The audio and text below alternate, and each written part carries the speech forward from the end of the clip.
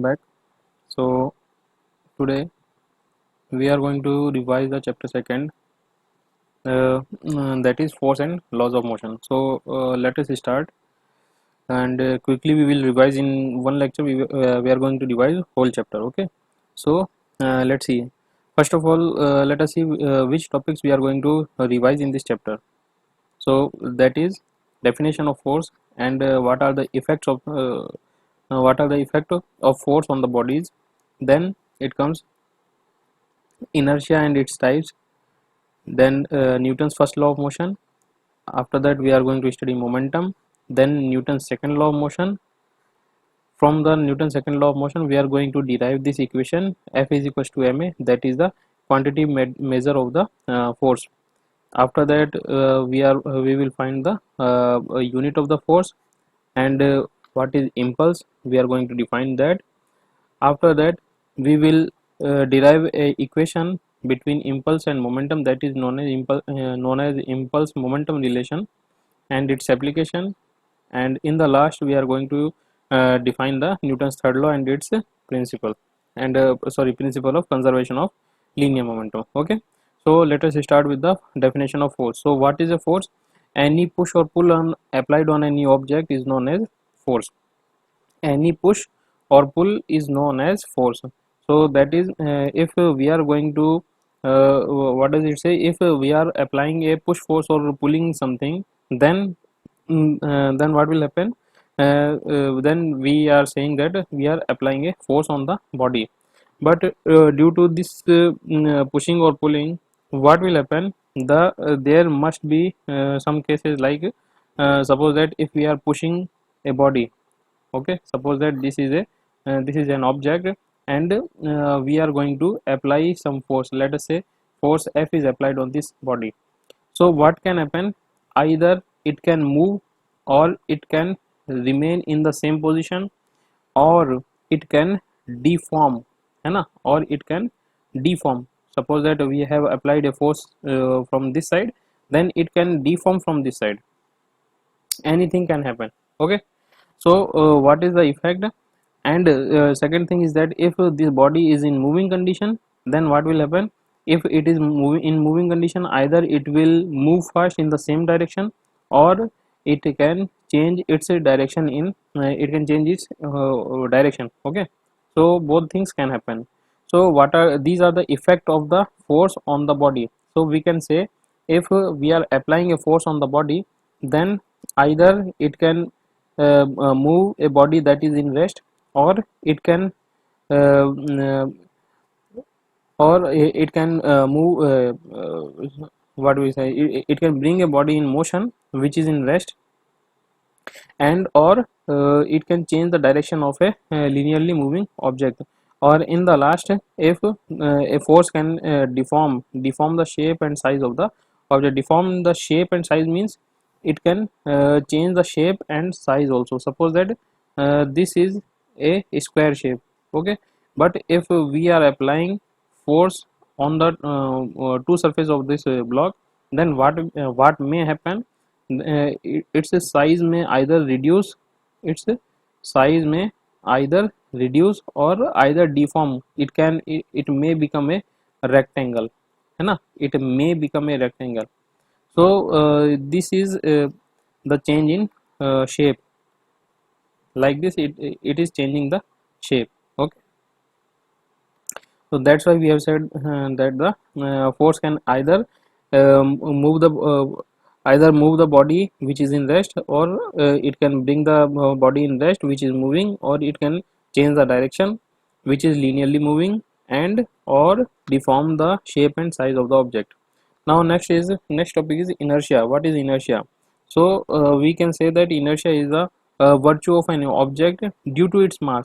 It is the important term, that the inertia occurs in a body due to its mass, due to which it opposes any change, due to which it opposes any change, जिसकी वजह से ये क्या करता है, मास की वजह, पहली चीज कि इनर्शिया जो है वो प्रॉपर्टी है जो कि मास की वजह से आती है, और ये चेंज किस मास की वजह से आती है, लेकिन ये क्या करती है, ये अपने अंदर होने वाले किसी भी एक्सटर्नल चेंज का अपोज करती है। ये किसी भी होने वाले अपने अंदर होने वाले एक्सटर्नल चेंजेस का अपोज करती है। क्लियर है? ओके, सो इनर्शिया डेफिनेशन हम यहाँ पे इसको बता सकते हैं कि ये क्या है, एक प्रॉपर्टी है जो कि बॉडी के मास की वजह से आती है। तो यहाँ से एक चीज़ और क्लियर हो गई कि किसी भी बॉडी के अंदर अगर मास है, कोई भी ऑब्जेक्ट जिसके अंदर कुछ भी मास हो, तो उसका कोई ना कोई इनर्शिया होगा।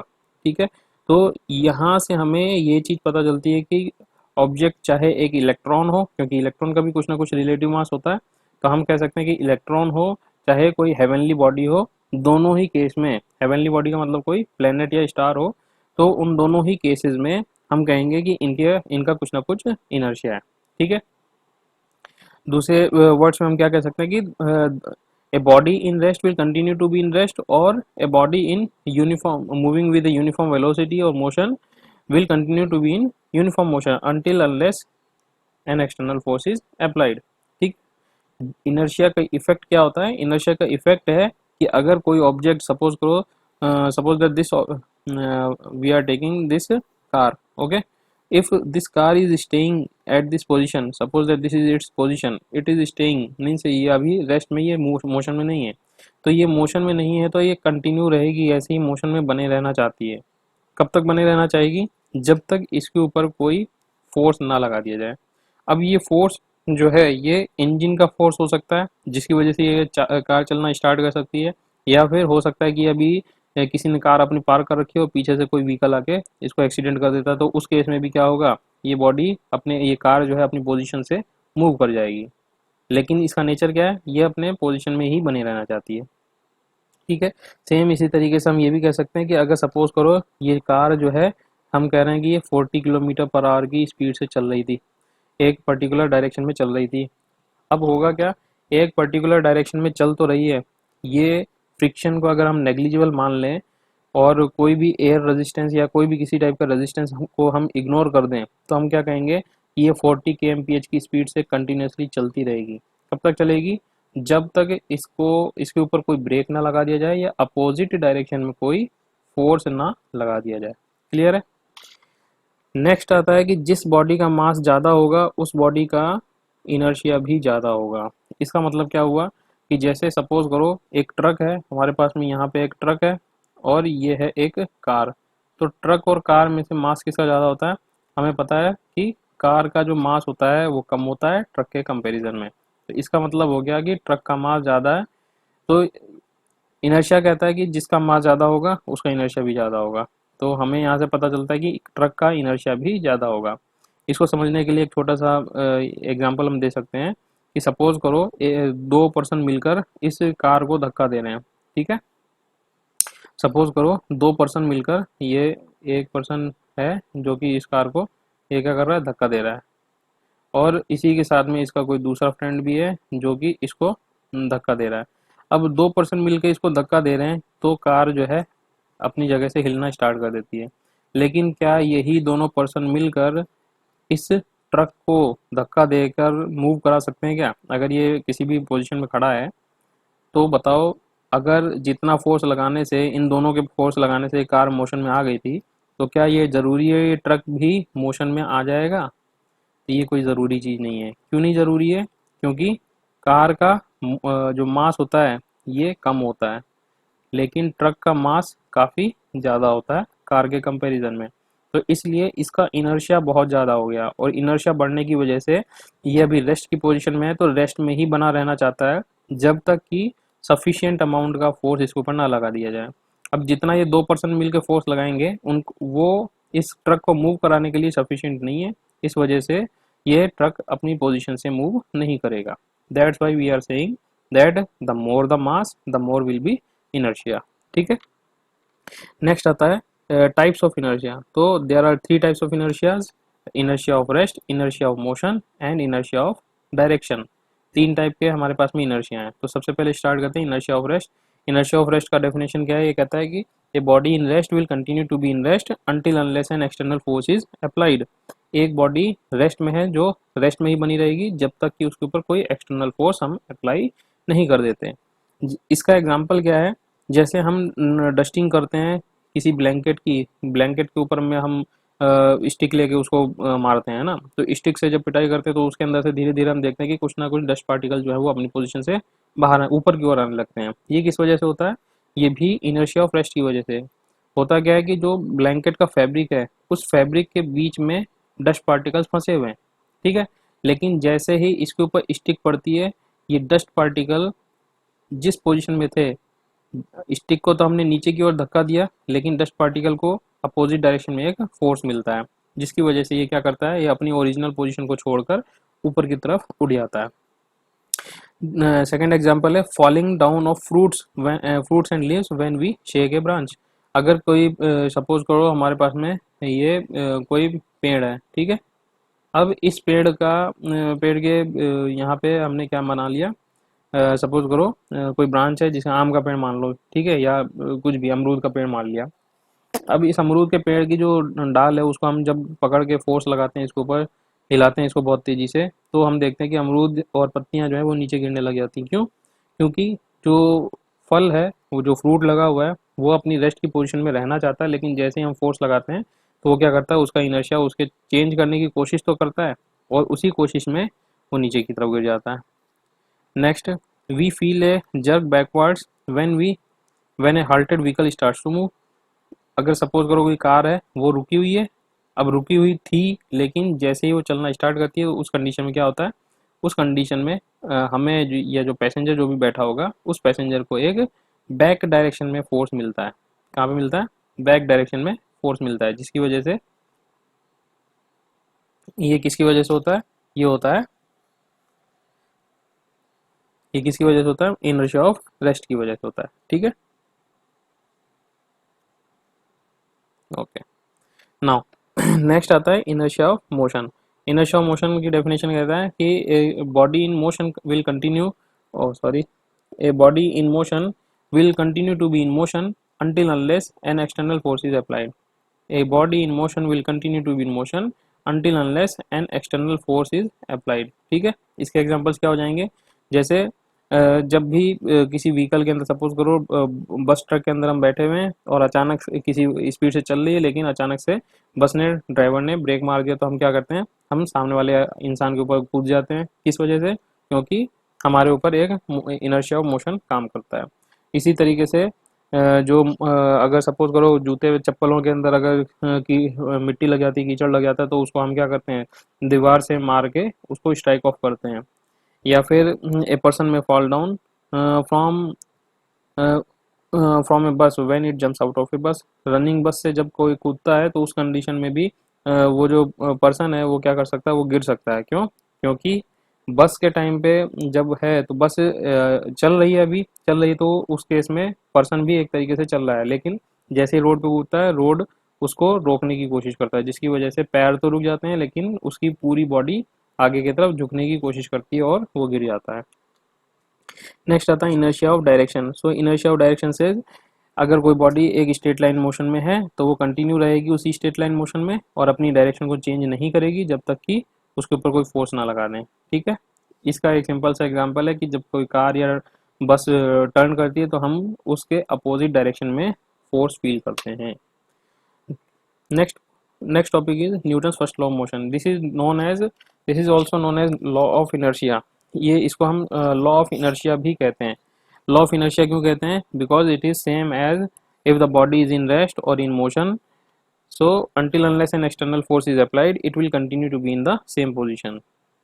कोई बॉडी रेस्ट में है या मोशन में है या पर्टिकुलर स्पीड से चल रही है, लीनियर वेलोसिटी से, तो वो उसी तरीके से चलती रहेगी और रेस्ट में या मोशन में रहेगी जब तक कि उसके ऊपर कोई एक्सटर्नल फोर्स अप्लाई ना कर दिया जाए। नेक्स्ट आता है momentum. So what is the momentum? Momentum is the measurement of motion, measurement of motion, ठीक है। ये क्या है, ध्यान देना, इस चीज को हम टर्म को याद रखना। It is a measurement of motion, जिसको हम मास और वेलोसिटी के मल्टीप्लिकेशन से या उसके प्रोडक्ट से हम इसको कैलकुलेट कर सकते हैं। It is denoted by capital P and its unit will be kilogram metre per second. इसको हम देखते हैं अभी। तो मोमेंटम, सॉरी,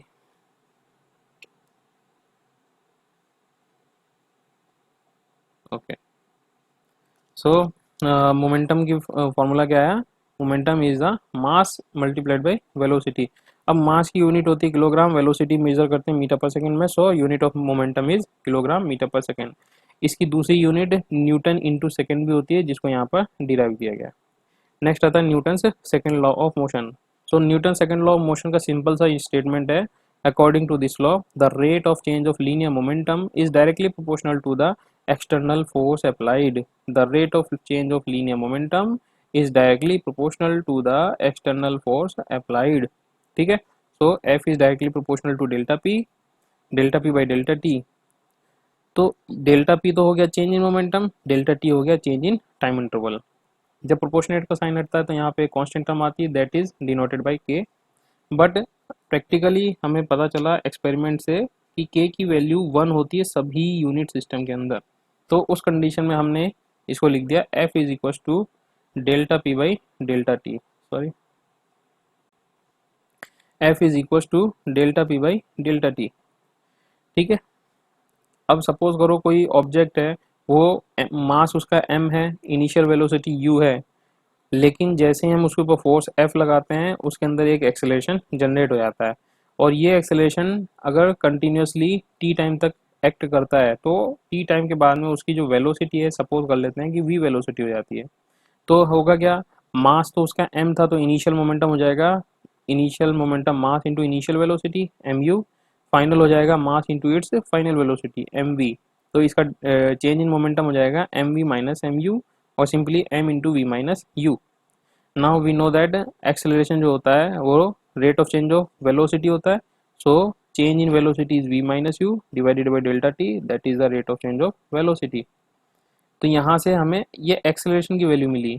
तो जब हम फॉर्मूला जो था हमारा f is equal to delta P by delta T, इसके अंदर डेल्टा पी की वैल्यू पुट करते हैं, हमें वैल्यू मिलती है m into V minus U upon delta T, that is known as acceleration. So यहाँ से हमारे पास में एक रिलेशन निकल के आ गया, f is equals to mass into acceleration ma। ठीक है, ये जो है ये हमें मैग्नीट्यूड दे रहा है फोर्स का, कितना मैग्नीट्यूड होगा। तो न्यूटन का जो सेकंड लॉ है that gives us quantitative measure of the force, while the inertia और फर्स्ट लॉ ऑफ मोशन जो है, न्यूटन का फर्स्ट लॉ ऑफ मोशन जो है that gives us the qualitative nature of the force, ये qualitative nature force का बताता है। ओके, डिफरेंट यूनिट सिस्टम के अंदर हम फोर्स की यूनिट्स को फाइंड आउट करते हैं। तो suppose that F is equal to M A हमारे पास में है, तो मास अगर 1 kg हो और एक्सेलरेशन उसके ऊपर 1 मीटर पर सेकेंड स्क्वायर हो, तो उस कंडीशन में जो फोर्स लगेगा उसको हम कहेंगे कि ये 1 न्यूटन का है। तो Newton is the SI unit of the force. Newton क्या है, Newton is the SI unit of force. SI unit ये स्टैंडर्ड यूनिट होती है जो कि इंटरनेशनली हर जगह वैलिड होती है। ठीक है, और इसकी वैल्यू किसके इक्वल होती है, kilogram metre per second square के। तो 1 न्यूटन की अगर कोई डेफिनेशन पूछे तो आप क्या कहेंगे, if 1 metre per if we are applying a force on the mass of 1 kg due to which the acceleration generated in the object is 1 metre per second square, then the force applied is 1 newton. Clear है, अगर ये कहता है definition कि अगर 1 kg के मास के ऊपर हमने फोर्स लगाया जिसकी वजह से उसके अंदर एक्सेलरेशन हो गया 1 मीटर पर सेकेंड स्क्वायर का, तो अप्लाइड फोर्स जो होगा वो 1 न्यूटन का होगा। सीजीएस सिस्टम के अंदर जो ये दूसरा सिस्टम है centimetre gram second, centimetre gram second system है, तो इसके अंदर इस सिस्टम के अंदर जो फोर्स की यूनिट होती है उसको हम पढ़ते हैं dyne, 1 dyne. So 1 dyne equal to kilogram की जगह ग्राम ले लेंगे, मीटर की जगह सेंटीमीटर ले लेंगे, तो 1 dyne equal to 1 gram centimetre per second square. जब हम 1 न्यूटन को कन्वर्ट करते हैं डाइन्स के अंदर तो हमें पता चलता है कि 1 Newton equal to 10 to the power 5 dynes. Next आता है किलोग्राम फोर्स। ये किलोग्राम फोर्स भी एक यूनिट है जो कि फोर्स की यूनिट है, जो कि क्या कहती है कि अगर हम किसी 1 kg मास के ऊपर फोर्स लगाएं, ग्रेविटेशनल एक्सेलरेशन लगाएं, तो उस कंडीशन में जो लगने वाला फोर्स होगा that will be equal to 1 kg F या 1 किलोग्राम फोर्स।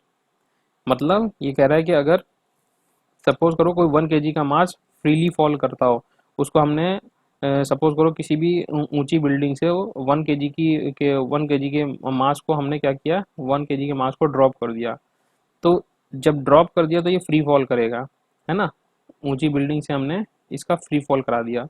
तो जब फ्री फॉल करेगा तो उस कंडीशन में इसके ऊपर जो एक्सेलरेशन काम करेगा वो काम करेगा जी, यानी कि ग्रेविटेशनल एक्सेलरेशन।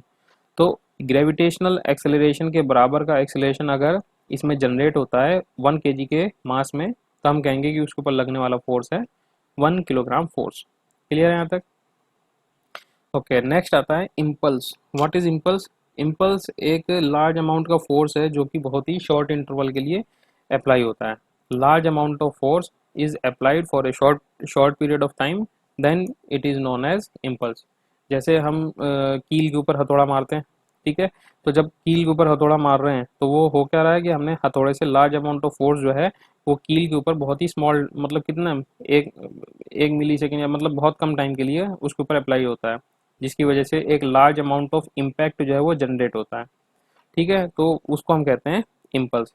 तो इम्पल्स का जो फॉर्मूला होता है that is force into delta T time interval, यानी जितने टाइम इंटरवल के लिए हमने फोर्स लगाया है multiplied by force. Unit of impulse, इसका जब यूनिट कैलकुलेट करते हैं तो सेम है, फोर्स की unit Newton, time interval second में, तो न्यूटन सेकंड या फिर किलोग्राम मीटर पर सेकंड, जो कि मोमेंटम के जैसी ही है, मोमेंटम के डायरेक्ट मोमेंटम की यूनिट के बराबर ही है। ठीक है, नेक्स्ट, अब न्यूटन का सेकंड लॉ से हमें ये पता था कि F is equal to delta P by delta T, ये तो पता था। तो जब यहाँ से F इंटू डेल्टा टी करेंगे, F इंटू डेल्टा टी, तो हमारे पास में क्या बचा, I is equal to delta P और P F minus P I. तो ये कहता है ये इम्पल्स मोमेंटम रिलेशन है। इसका मतलब क्या हो गया कि जो चेंज इन मोमेंटम होगा दैट इज इम्पल्स, जो चेंज इन मोमेंटम होगा दैट इज इम्पल्स। क्लियर है? तो इसकी एप्लीकेशन, इम्पल्स की जो एप्लीकेशंस होती हैं वो हम कहाँ कहाँ देख सकते हैं। जैसे क्रिकेट के अंदर जो फील्डर होता है वो बॉल कैच करता है, वहाँ पर भी हैमरिंग है, नेल को हथौड़े से मार रहे हैं, वहाँ पर भी सस्पेंशन सिस्टम जो होते हैं, एब्जॉर्ब शॉक एब्जॉर्बर्स जो लगे होते हैं व्हीकल के अंदर, वहाँ पर भी इन सब चीज़ों का हमें एप्लीकेशन देखने को मिलता है। ठीक है, नेक्स्ट आता है principle of conservation of linear momentum. तो ये सिंपल सी बात कहता है कि अगर हमारे पास कोई आइसोलेटेड सिस्टम है, आइसोलेटेड का मतलब क्या हो गया कि जो भी सिस्टम हमने लिया है उसके ऊपर बाहर के कोई भी चीज़ों का असर ना पड़े। आइसोलेटेड मतलब सबसे अलग थलग। ठीक है, तो कोई भी आइसोलेटेड सिस्टम के अंदर कहता है कि इसका जो टोटल मोमेंटम होता है वो कंजर्व्ड रहता है, वो चेंज नहीं होता। The total linear momentum remains conserved in an isolated system. ठीक है, ये principle of conservation of linear momentum है। इसी कंजर्वेशन के बेस पे हमें हमारे पास में कुछ एप्लीकेशंस हैं, जैसे कि रिकॉइलिंग ऑफ गन है, रॉकेट का प्रोपल्जन है, ये सब चीज़ें क्या हैं, ये शो करती हैं कंजर्वेशन ऑफ लीनियर मोमेंटम को। अब सपोज करो कि गन है, ये दिस इज द गन। अब गन से बुलेट को फायर किया हमने, बुलेट को फायर तो किया, लेकिन हो क्या रहा है कि हमें एक बहुत ही झटका महसूस होता है बड़ा। लेकिन अगर हम क्या करें, इस